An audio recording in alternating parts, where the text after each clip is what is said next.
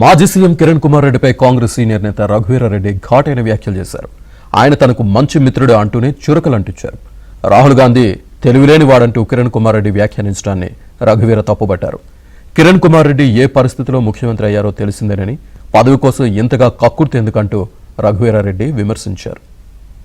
మీరు కాంగ్రెస్ పార్టీలో ఉన్నప్పుడు కాంగ్రెస్ పార్టీ నుంచి లబ్ధి పొందినారు, అంత పెద్ద పదవి పొందినారు. మీరే విధంగా ముఖ్యమంత్రి అయినారు ఏమైనటువంటివి నాకు తెలుసు, మీకు తెలుసు.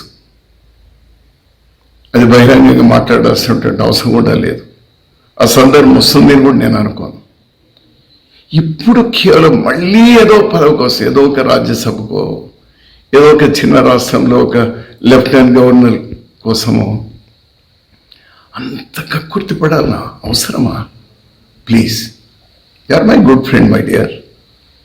రారా పోరా అనుకునేటువంటి వాళ్ళం మనమిద్దరం కూడా, ఏరా ఏరా అనుకునేటువంటి వాళ్ళం మనమిద్దరం కూడా. తమరి కోసం మళ్ళీ ఒక రాజ్యసభకో ఇంకోటికో ఏమైనా త్యాగం చేయమని చెప్తారా?